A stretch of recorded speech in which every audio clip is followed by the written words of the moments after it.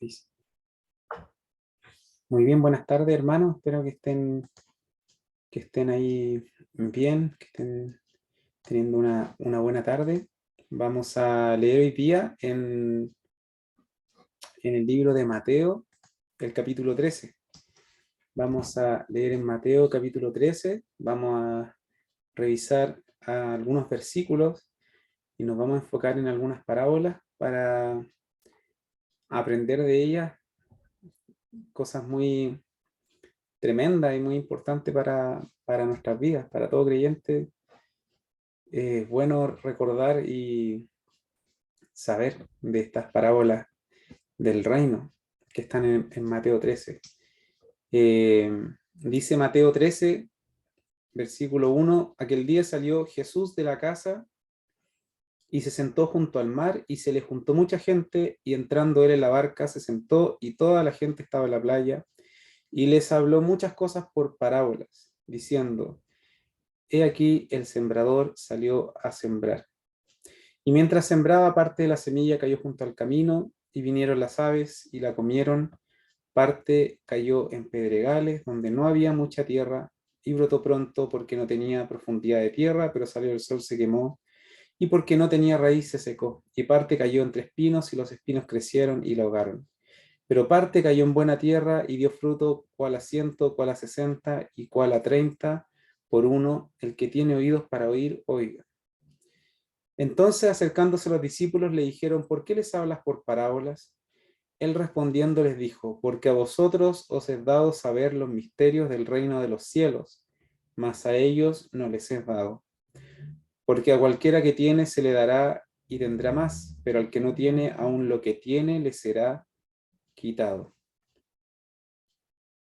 Por eso les habló por parábolas, porque viendo, por eso les hablo por parábolas, porque viendo no ven y oyendo no oyen ni entienden, de manera que se cumple en ellos la profecía de Isaías que dijo, de oído oiréis y no entenderéis, y viendo veréis y no percibiréis, porque el corazón de este pueblo se ha engrosado, y con los oídos oyen pesadamente y han cerrado sus ojos para que no vean con los ojos, y oigan con los oídos, y con el corazón entiendan y se conviertan, y yo los sane. Pero bienaventurados vuestros ojos porque ven y vuestros oídos porque oyen, porque de cierto os digo que muchos profetas y justos desearon ver lo que veis y no lo vieron, y oír lo que oís y no lo oyeron. Vamos a dejar hasta ahí la lectura. Hay una primera parábola al comienzo del capítulo 13. Esta parábola es enseñada a mucha gente que se juntó allí junto al mar. El Señor desde una barca les hablaba. No solamente estaba el Señor, estaban sus discípulos con él. Y primero les enseñó la parábola del sembrador, que varios conocemos, ¿cierto? La hemos escuchado varias veces. Esta parábola que nos enseña básicamente que hay una semilla que se siembra, pero quienes las reciben son muy distintos. Algunos la reciben con gozo, otros pasan por problemas, afanes de este mundo, se ahoga la palabra, otra parte cae en buena tierra y esta da muchos frutos. Bien, hay otra que cae junto al camino y vienen las aves y se comen la semilla, que es la palabra. Y así, hay varios tipos de tierra y estos representan a las personas que reciben la misma semilla, la misma palabra, pero tiene un efecto distinto en cada uno de ellos, ya sea por las características del corazón, principalmente el corazón de cada persona que recibe la palabra. Por supuesto que vienen cosas externas amenazando la semilla que ha sido lanzada, como las aves, eh, como los afanes de este mundo, o el sol que calienta y cuando no tiene profundidad la raíz se seca, y hay parte que cae en buena tierra.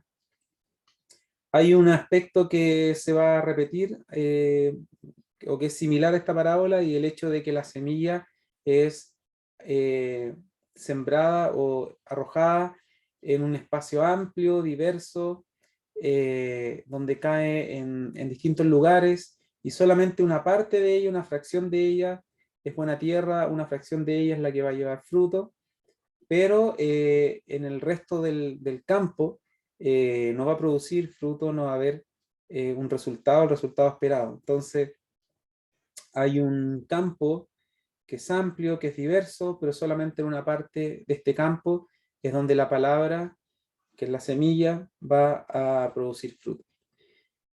Y luego, conversando con sus discípulos, el Señor le preguntan al Señor, ¿por qué les hablas por parábolas? Uno puede a lo mejor deducir esta pregunta, bueno, Señor, ¿por qué no les dice las cosas directamente? ¿Por qué les hablas con ejemplos? ¿Por qué no les enseñas las verdades espirituales? ¿Por qué no les instruye o explica las cosas abiertamente? ¿Por qué tiene que ser a través de parábolas? ¿Por qué tiene que ser a través de estos relatos? Eh, Porque en una vez a lo mejor no entienden. A lo mejor, ¿para qué estar explicando las cosas? Mejor decirlas directamente. Es llamativo lo que le responde el Señor. Dice, porque a vosotros es dado saber los misterios del reino de los cielos. Entonces las parábolas ya sabemos que revelan misterios. Revelan un misterio, pero no cualquier misterio, sino que es algo del reino de los cielos. Son misterios espirituales. Son cosas que no son de este mundo, son cosas que no son fáciles de entender.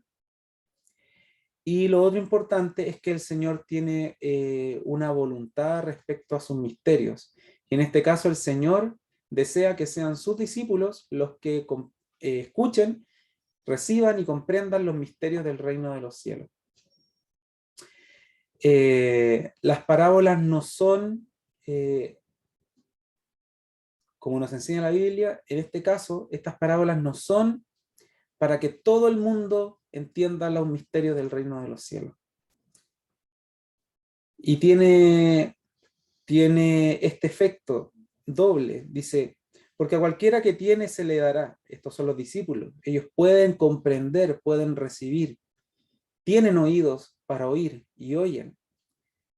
Entonces a ellos se les da y tendrán más. Dice, pero al que no tiene, aún lo que tiene le será quitado.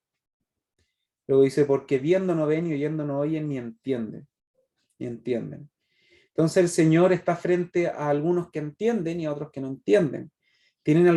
Está frente a algunos que tienen comprensión o discernimiento espiritual porque tienen al Señor, porque son sus discípulos, porque son quienes han confiado en Él, lo han dejado todo para seguirle. Son discípulos del Señor y oyen y comprenden. Y el Señor, junto a el Señor a ellos, les revela y ellos comprenden aún más. Que no. Comprenden aún más. Entonces el Señor les enseña y ellos comprenden. Pero los demás no entienden. Y el Señor tampoco quiere en ese momento que entiendan. Porque son los misterios del reino de los cielos. Como le enseñaba a Nicodemo, el que no naciere del agua y del Espíritu no puede ver el reino de Dios. Para comenzar a contemplar. Miren, ni siquiera pueden ver el reino de los cielos aquellos que no han nacido de nuevo. ¿Cuánto más oír acerca de los misterios del reino de los cielos? Entonces ya tenemos varias conclusiones y la última es que estos misterios son para sus discípulos. La revelación en este instante es para los discípulos. La parábola es una forma de que los que no tienen oídos para oír, no oigan, y los que tienen oídos para oír, oigan. Versículo 16, pero bienaventurados vuestros ojos porque ven, y vuestros oídos porque oyen. Muchos profetas y justos desearon ver lo que veis. Estaban recibiendo una tremenda bendición, estaban viviendo allí en carne propia estaban recibiendo una revelación que muchos justos y profetas desearon. Desearon ver, desearon oír, desearon recibir, ser testigos de lo que ellos estaban siendo testigos. Una tremenda bendición. Luego está la explicación de la parábola del sembrador. Y vamos a ir al verso 24. Le refirió otra parábola diciendo: el reino de los cielos es semejante a un hombre que sembró buena semilla en su campo, pero mientras dormían los hombres, vino su enemigo y sembró cizaña entre el trigo y se fue, y cuando salió la hierba y dio fruto, entonces apareció también la cizaña. Vinieron entonces los siervos del padre de familia y le dijeron: Señor, ¿no sembraste buena semilla en tu campo? ¿De dónde pues tienes cizaña? Él les dijo: un enemigo ha hecho esto. Y los siervos le dijeron: ¿quieres pues que vayamos y la arranquemos?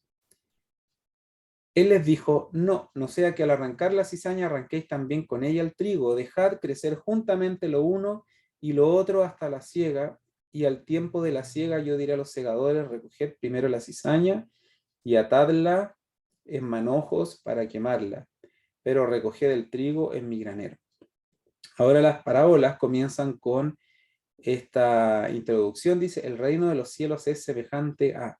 En varias parábolas van a tener ese inicio, porque el propósito de las parábolas es enseñar a los discípulos de qué se trata el reino de los cielos. Lo importante, mejor dicho, la semejanza que tiene con la parábola anterior es que, bueno, los ejemplos son de naturaleza similar. Ya están explicados a través de actividades agrícolas que eran familiares a los discípulos, familiares a quienes escuchaban, al Señor mismo, a la vida que ellos tenían, a lo cotidiano. Hay una siembra, nuevamente. Dice que un hombre sembró una buena semilla. Y dice que viene un enemigo y siembra cizaña entre el trigo. Sale la hierba y da fruto, pero también aparece la cizaña. También hay un campo, también hay una buena semilla que se siembra. Y ahora el reino de los cielos es explicado también en relación a la actividad del enemigo, ¿cierto? Que es Satanás, que va y siembra cizaña entre la semilla del trigo. Y luego, nuevamente tenemos un escenario en el cual las cosas están como mezcladas. ¿Ya? En el otro había buena tierra, estaba el camino, estaba la tierra ahí en pedregales, estaba la buena tierra, y ahora tenemos un campo, no se nos habla de la tierra, pero se nos habla de que está lo que siembra el hombre, ¿cierto? La buena semilla, que es el Señor, y está el enemigo de este hombre que siembra la buena semilla y que siembra cizaña. Entonces tenemos dos tipos de semillas. Y luego estas semillas crecen juntas. Entonces, vienen los siervos, le preguntan al padre de familia: Señor, ¿no sembraste buena semilla en tu campo? ¿De dónde pues tienes cizaña? ¿Por qué hay cizaña?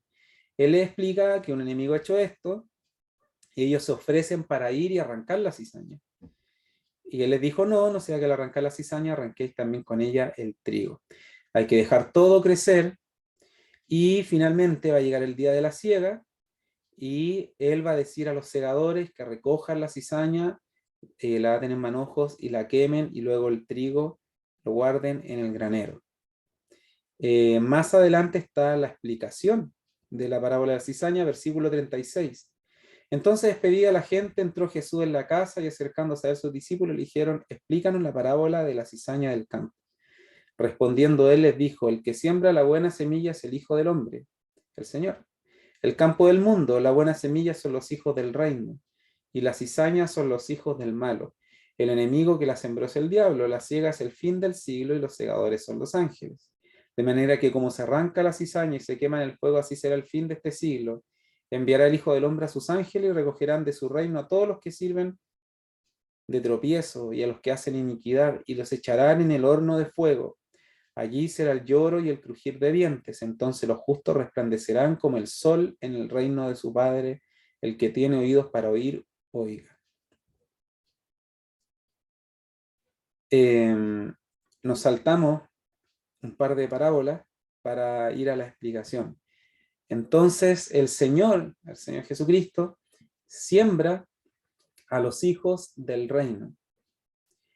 ¿Y los siembra en qué lugar? En este mundo.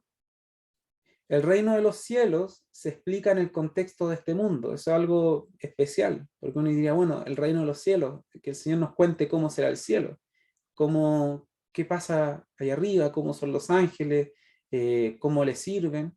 Pero el Señor explica el reino de los cielos en relación al trabajo que hace sobre esta tierra. Porque el reino de los cielos en Cristo se ha acercado. Cuando Él se encarnó, cuando Él vino a este mundo, el reino de los cielos se acerca.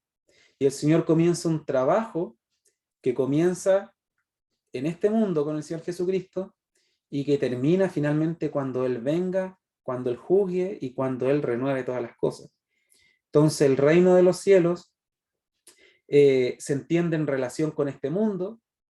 El reino de los cielos implica un trabajo de Dios sobre esta tierra que va avanzando, que tiene un avance enorme cuando vuelva el Señor, y que se consumará, se terminará cuando Él vuelva y cuando desarrolle juicios y una serie de eventos que en otra ocasión a lo mejor se pueden también detallar. ¿Qué es lo curioso de este reino, del reino de los cielos? ¿Qué es lo curioso del trabajo, del avance de ese reino aquí en la tierra? Lo interesante es que hay buena semilla y hay mala semilla. Crece el trigo y crece la cizaña. Y están mezclados. Y nosotros sabemos que hoy en día hay creyentes por todo el mundo. Hay iglesias por todo el mundo. Hay, por supuesto, países que tienen muy pocas iglesias. Hay países donde no se puede entrar con el evangelio, es muy peligroso. Hay lugares donde aún falta alcanzar, pero el evangelio que comenzó allí en Galilea, luego en Jerusalén, ha ido avanzando y se ha esparcido por todo el mundo. Pero no están todos los hijos del reino viviendo en un país y todos los no creyentes viviendo en otro país, en otros lugares, en otro continente, sino que están todos mezclados. Hay trigo y hay cizaña creciendo juntamente y es difícil de distinguir. Nosotros salimos a la calle y no podemos decir este es un hijo del reino y este no.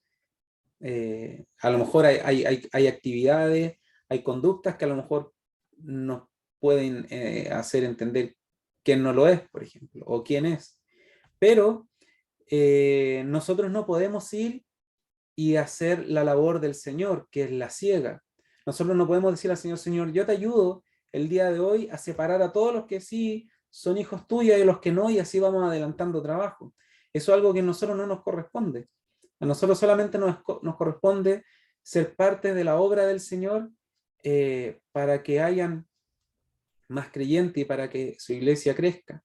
Pero no nos corresponde realizar la ciega o adelantar aquel juicio. Ese es un trabajo que hará el Señor con sus ángeles, representado aquí en una siega, ¿cierto? En tomar la hoz y recoger la cizaña, quemarla, tomar el trigo y llevarlo a los graneros. Entonces ya aquí comenzamos a comprender un poco de qué se trata este reino de los cielos y la manera que tiene el Señor de explicarlo, que siempre en relación con el avance del Evangelio en este mundo. Cómo el Señor va haciendo crecer su obra, porque es la obra del Señor. en la hora del Señor. Miren, verso 31. Otra parábola les refirió diciendo, el reino de los cielos es semejante al grano de mostaza que un hombre tomó y sembró en su campo, el cual a la verdad es la más pequeña de todas las semillas, pero cuando ha crecido es la mayor de las hortalizas, y se hace árbol, de tal manera que vienen las aves del cielo y hacen nidos en sus ramas. Entonces, hay una nueva manera ahora de explicar el reino de los cielos, con una nueva parábola, la famosa parábola de la semilla de mostaza. Una semilla que en los tiempos del Señor era la más pequeña. No conocían una más pequeña que la semilla de la mostaza, que finalmente es un gran árbol. Entonces, esta siendo tan pequeña, un hombre va, la siembra en su campo, comienza a germinar, comienza a crecer, una planta crece, crece, y llega a ser la mayor de las hortalizas. Y uno si busca por ahí fotos en internet del árbol de la mostaza, y es tremendo, es enorme, es muy grande, un árbol muy grande. Tan grande, dice, de tal manera que vienen las aves del cielo y hacen nido en sus ramas. Entonces, el reino de los cielos nuevamente se explica en relación al avance del evangelio, de la obra de un rey que ahora está en los cielos, pero que trabaja en la tierra, donde está su iglesia, donde el evangelio es proclamado y donde va extendiéndose su obra. Y parte como algo diminuto, ya más pequeño imposible. Y sabemos que el Señor nació allí en Belén, era un niño, era pequeño, vulnerable. Humanamente, ¿qué le costaba a los enemigos del Señor en cuanto lo hallaran deshacerse de él? Pero el Padre le guardó. Era una semilla pequeña. ¿Qué poco costaría tomar esa semilla al que no quisiera que crezca y arrojarla a la basura o deshacerse de ella, destruirla? Pero el Señor comienza todo esto de una manera tan milagrosa y va guardando, va cuidando todo, y los planes del Señor se cumplen. El enemigo no es capaz de truncar, de arruinar esta obra, no puede hacerlo, es algo inevitable. La consumación del reinado de Cristo por sobre todas sus criaturas y toda su creación, cuando estemos en su presencia, algo inevitable.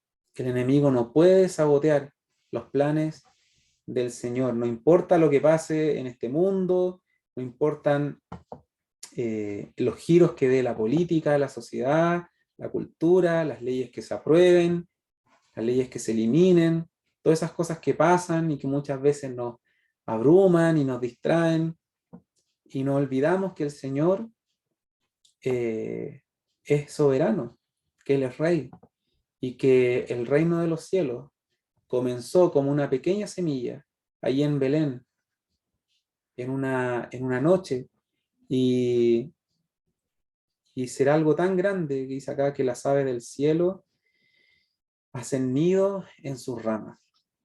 Y lo interesante de la parábola, de cuando se ocupan las hortalizas, los árboles o las plantas en las parábolas, es que el árbol no solo crece hacia arriba, ¿cierto? Se extiende hacia el cielo, se acerca al cielo, sino que también echa raíces por debajo de la tierra. Echa raíces por debajo de la tierra. Y como dicen algunos teólogos, la redención de la humanidad y de la creación de la cual el ser humano es corona, implica esta reconciliación entre el cielo y la tierra. Implica este reino que no excluye a la creación, sino que la integra en la presencia de Dios. Es por eso que la revelación, que la imagen que tenemos en Apocalipsis de la eternidad y de la creación restaurada, y del Señor habitando entre los suyos, es en una creación renovada, en una creación restaurada. Dice el verso 33 de la parábola: les dijo, el reino de los cielos es semejante a la levadura que tomó una mujer y escondió en 3 medidas de harina hasta que todo fue leudado. La levadura en la harina no se queda aparte, sino que comienza a ser parte de ella y la masa crece gracias a la levadura, y dice que todo es leudado, ¿cierto? En la harina. Y ya uno después no puede separar la levadura de la harina, porque la harina es la que crece, ¿cierto? Se leuda. Así también es el reino de los cielos.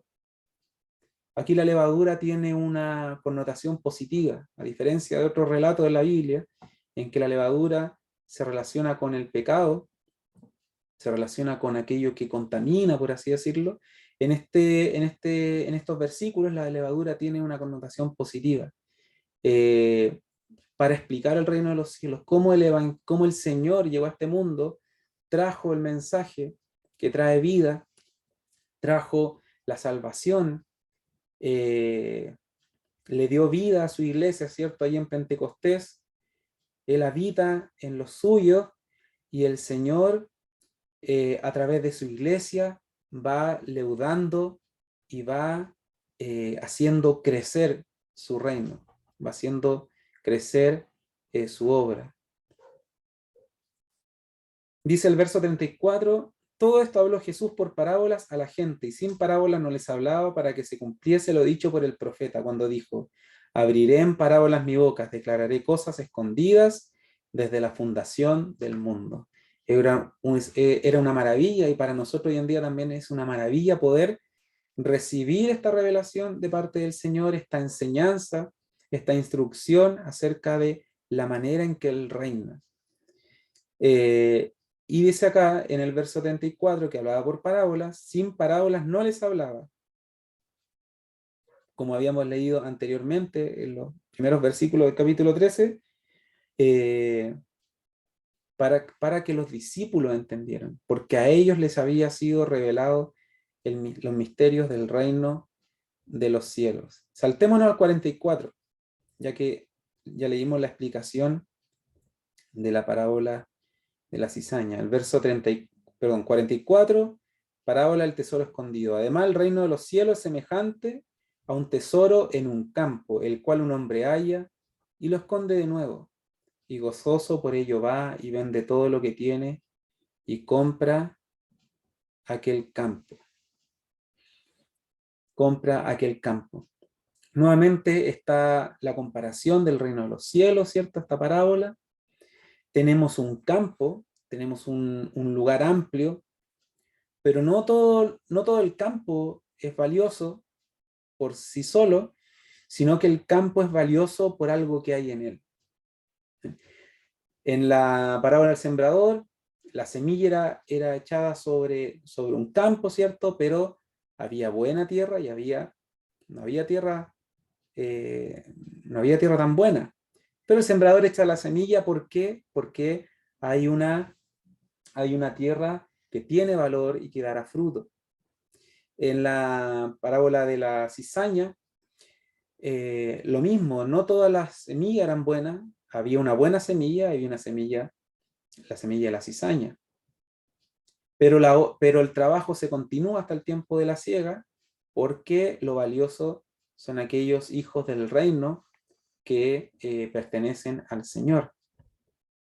Entonces acá también tenemos un conjunto amplio, pero lo valioso no es todo el campo, sino que lo valioso es el tesoro que hay en el campo, el cual un hombre halla, lo encuentra, ¿cierto? Y lo pone allí y lo esconde de nuevo, porque el campo no le pertenece, no puede llevarse el tesoro de un campo que no es suyo, sino que lo esconde de nuevo, y gozoso por ello va y vende todo lo que tiene y compra aquel campo.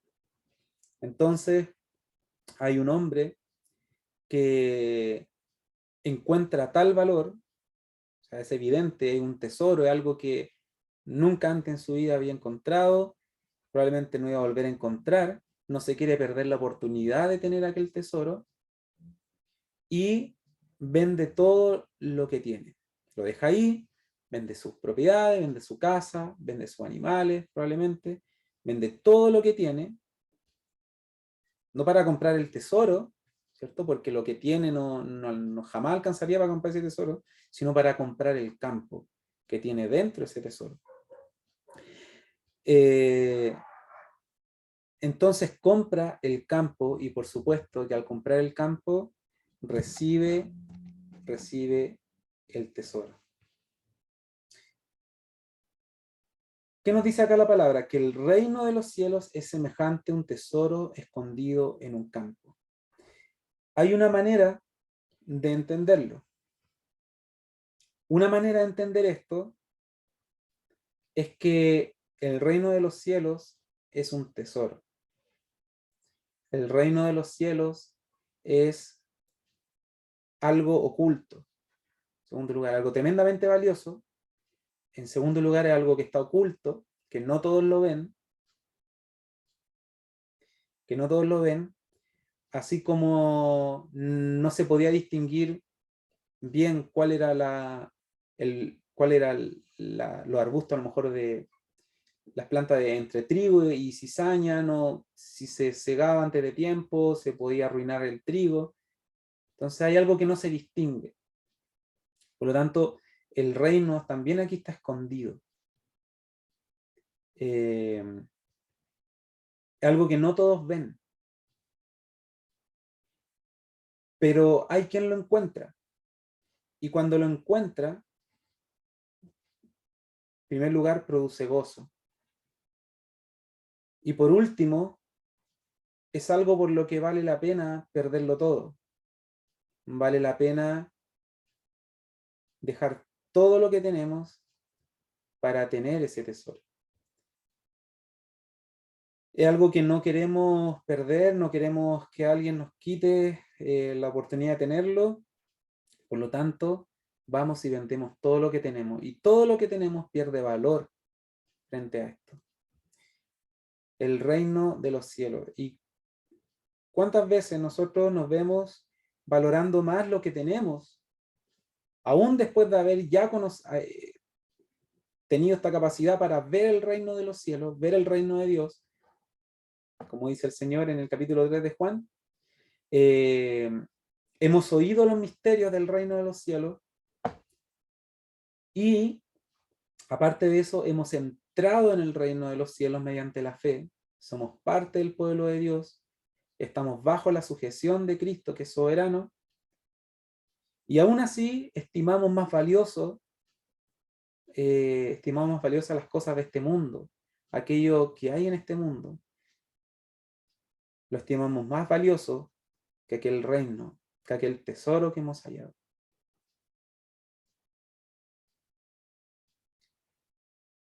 Por lo tanto, el reino es algo por lo que vale la pena ofrecerlo todo, perderlo todo o venderlo todo para tenerlo. Cobra sentido cuando el Señor le dice al joven rico que para ser perfecto tenía que vender todo lo que tenía y dar dinero a los pobres, deshacerse de todo, donarlo.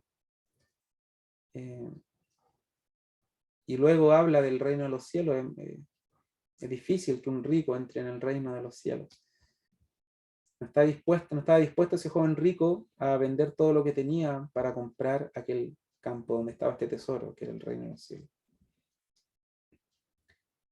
El verso 45 está la parábola de la perla de gran precio, que va en la misma línea del tesoro escondido.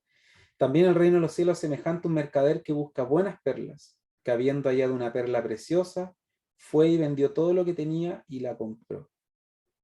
La misma idea. Va, busca, encuentra la perla preciosa, aquella perla que es única, no puede perder aquella oportunidad, y lo mismo, vende todo lo que tiene y la compra. Verso 47, la misma idea. Asimismo, el reino de los cielos es semejante a una red que echada al mar recoge de toda clase de peces.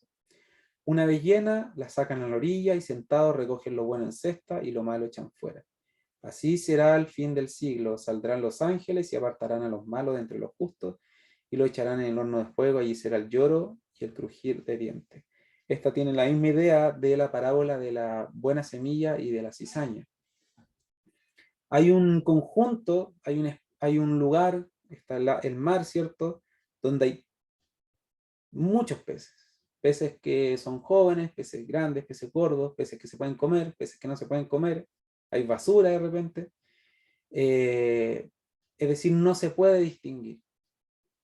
Se tira la red, se recoge toda clase de peces y luego, sentado allí, recoge lo bueno en cesta y lo malo lo devuelven al mar.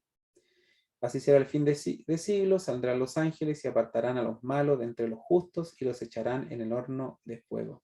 Entonces nuevamente se reitera el día del juicio, el fin del siglo, el fin de esta era, cuando el Señor Jesucristo venga y Él y sus ángeles establezcan juicio y justicia y separen a los hijos de Dios para salvación y aparten a los hijos del enemigo para perdición. Vamos a dejar hasta ahí la lectura. Hay varias cosas importantes en estos versículos. Es bueno leer las parábolas y irlas comparando entre ellas, porque el Señor está hablando de una misma cosa.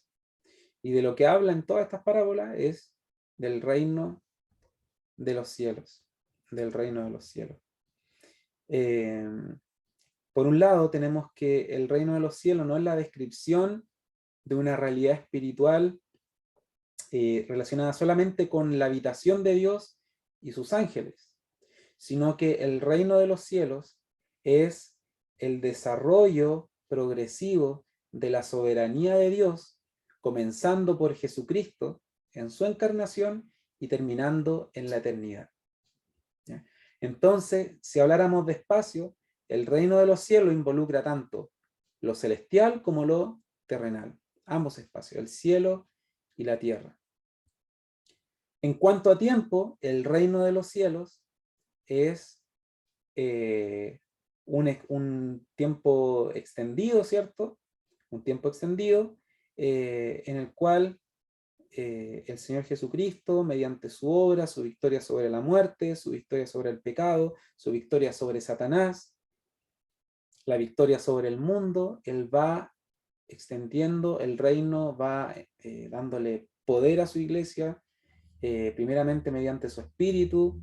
El Señor Jesucristo dice, toda potestad me da en el cielo y en la tierra. Y el Señor Jesucristo, al ascender al cielo, al despedirse de sus discípulos, Él asciende y en el cielo es recibido con gloria y es coronado. ¿Coronado a causa de qué? De el padecimiento, a causa del sufrimiento. El Señor Jesucristo es exaltado, es hecho soberano en el cielo. Desde el cielo es soberano por sobre su iglesia, y es así como Él va recuperando la soberanía sobre su creación, y esto se va desarrollando a través del tiempo, en el tiempo actual, y esto continuará progresando hasta el tiempo futuro. La otra característica de la descripción que el Señor hace del reino de los cielos es que el Señor tiene un plan sobre el reino y el Señor lo va a cumplir. Y no va a haber reino en este mundo que pueda prevalecer frente a la victoria del reino de los cielos, si se puede decir de esa manera, o frente al triunfo de Cristo como Rey y soberano.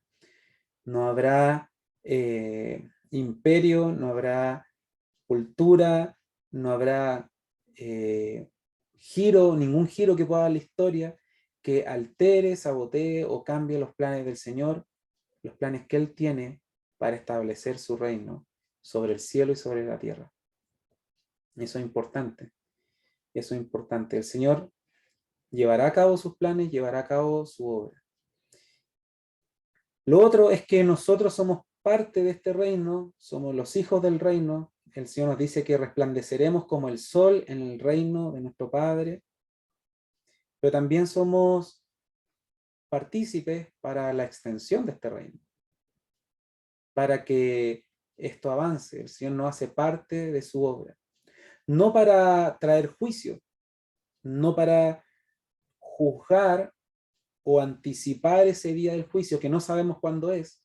No podemos decir que es mañana, no podemos decir que es hoy, solo podemos decir que es pronto, porque el Señor Jesucristo nos dijo que Él regresaría pronto. Podemos decir que es pronto, pero no podemos decir cuándo. No podemos decir esto solamente va a durar 2 milenios, o va a durar 3 milenios, o va a durar 2 y medio, o durará 10. No lo sabemos, no lo sabemos. Nosotros tenemos otra parte en esta obra. No es anticipar el reino, no es traer juicio, sino que ir y sembrar la palabra para que este reino vaya creciendo. Tenemos que comunicar la palabra, tenemos que sembrarla, la enseñamos a los niños, la podemos enseñar a adolescentes, la enseñamos a los adultos, la podemos compartir con compañeros, con compañeros de trabajo, con amigos, podemos mostrar nuestro testimonio personalmente, como vecinos, como familia, como asamblea. Podemos ir siendo parte de la obra del Señor en ese sentido. Pero, como aparece en la parábola de la cizaña, no podemos ir y establecer un juicio o adelantar el juicio, porque eso le corresponde al Señor. Lo otro es lo valioso del reino. A pesar de que el reino de los cielos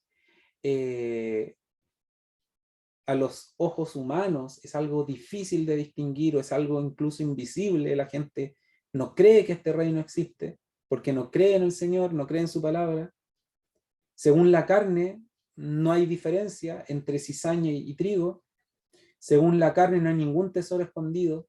Según la carne, no hay perlas preciosas, no hay una perla única, no hay nada como parecido. Es por eso que el Señor esto se lo enseña a los suyos y nos dice: el reino de los cielos es un tesoro. Y es un tesoro por el cual vale la pena dejarlo todo, dejar todo. No hay reservas, no hay algo que yo me puedo dejar para mí. No es que el reino de los cielos me lo gane con alguna especie de obra caritativa, o con alguna, o comprándolo, sino que tiene que ver con la entrega del corazón. Cuando somos hijos de Dios, cuando somos creyentes, lo demás pierde valor, porque ya contemplamos este reino. Sabemos las bendiciones que hay, la herencia que le espera a los santos, nuestro depósito. Sabemos las riquezas espirituales. Hemos contemplado al Señor, hemos visto al Rey. Entonces, lo demás pierde valor. Y puede que nos encontremos en un momento en que tengamos que pesar estas cosas. Y lo importante es que avancemos en la dirección correcta, es decir, a valorar más al Señor, su obra, su reino, y menospreciar este mundo y sus reinos.